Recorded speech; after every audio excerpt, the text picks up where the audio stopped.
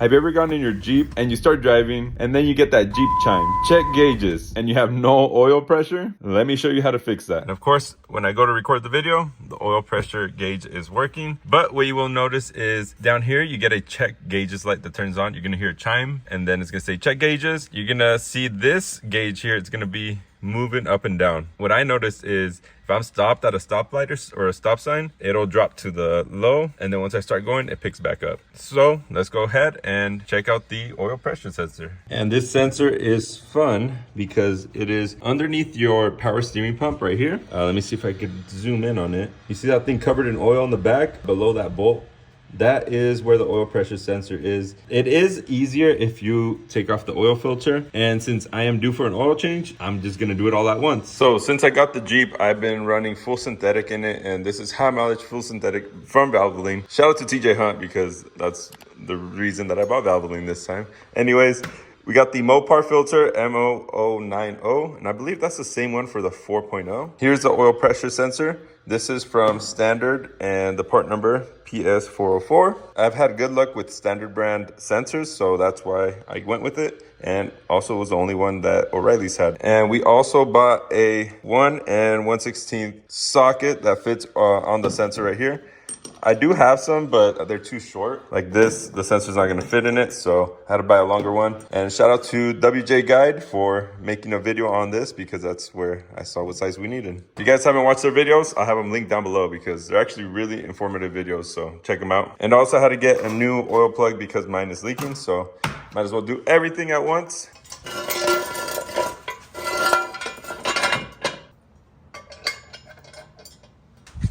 Okay, so now we got the jack stands on there just to get a little bit more room so I could fit in there a little bit better. So now let's go drain the oil and then we'll take off the oil filter and then do the oil pressure sensor. And also guys, right now we are doing a giveaway for an aux beam switch panel. All you have to do is go on najar.offroad.com. On the main page of the website, just click the link, put in your information, and you're entered for the giveaway. Super easy, so make sure you don't miss out because it ends at the end of the month. Anyways, let's get back into the video. Guys, and when working on their cars, always be safe and make sure to use jack stands and chucks. Just be safe. You never know. Things can happen, man. And I do have my Jeep set at 2,500 miles for the oil change. It's the V8. I want to make sure that I change the oil on time, make sure it still has oil and all that. So it is a little bit earlier than probably most people would do, but I'd rather be safe than sorry. It is a 4.7 HO, so I want to take care of it. And if your WJ has the skid plate, you know how much of a pain it is to drain that oil filter, or when you take that oil filter off, oil is gonna get everywhere. It's not fun. It's kind of hard to see as well, but I'll try to get you guys a good view. Just know that oil will get everywhere. So yeah, this is gonna be dumb, but it's what you have to do. There's the oil. Oh man, it always gets everywhere.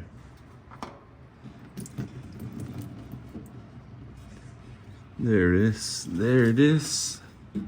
And then the stupid thing is, this Mopar oil filter does not fit in this cutout that they give you. I didn't make too much of a mess this time, but it's definitely everywhere. So oil on the floor, oil everywhere, on my hand.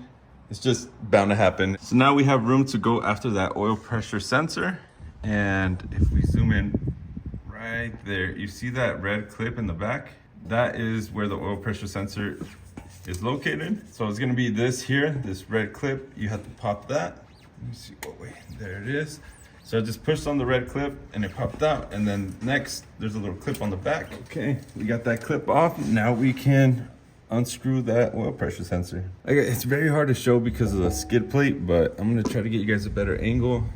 So I have this on to loosen up. Okay, there we go. Bam. So that's what the old one looks like. So this is the old one, this is a new one.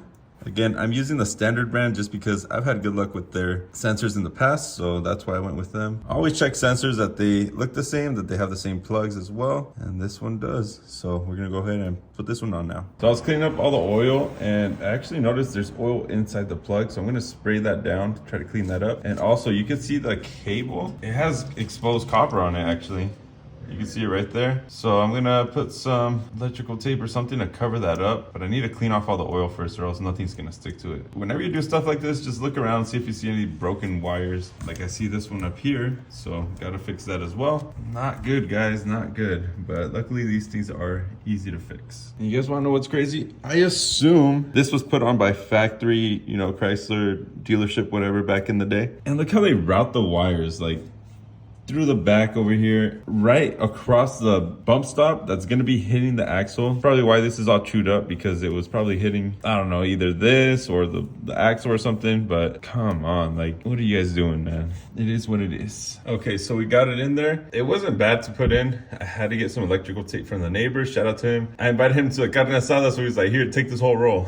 So shout out to him. So we got it wrapped up. And eventually I'll cover it up, but for now, the electrical tape will be fine. And we got it tightened in there. I just put it in there snug. Over here, we fixed that wire that was broken. We'll just put a butt connector on it. And now we can continue with the oil filter. Put the new one back on, fill it up with oil, and we should be good. So now it's time for the oil. And again, I'm using Valvoline High Mileage Full Synthetic. Since I bought this Jeep, I've only put full synthetic in it, so I'll keep on doing that. I'm gonna pour the whole 5 quarts. This is probably gonna take like six, maybe a little bit more than 6, we'll see. I definitely need to do the valve cover gaskets next because I have some big leaks coming out of there, so I'll probably do that next weekend. I'll order them soon. That way I can do them next weekend. That way we can stop all the freaking oil leaks that this thing has. All right, so we are finally all done. Oil is in there. Oil pressure sensor is on. Now we can get in here, turn it on, and that should work now. And it does. We don't have the check gauges light anymore. I mean, I didn't have it in the beginning of the video because the Jeep wants to act right when I pull out the camera, but no, it seems good now. Let's go, baby. The only thing left to do is go into your system here. We're gonna go to the service, 62 miles. Don't worry about that. We're gonna go ahead and reset that, and 2,500 miles for the next service. And obviously check your oil in between. You don't want to go the full like miles to service and not check the oil, because the V8s like oil. The 4.0s you can run them without oil, but the V8s, they like to have their oil. So anyways, I hope this video helped you out. The oil pressure sensor, it's not hard to do, but you do need to take off your oil filter to do it, and might as well just change the oil while you're there. That's exactly what I did. Definitely pick up the socket, the 1 1/16, and that's pretty much all you need. Pretty simple to do. I feel like this is something that a beginner can do. So if on your gauges, the oil pressure sensor is all over the place, that's probably gonna be your issue. Anyways, I'll see you guys on the next video.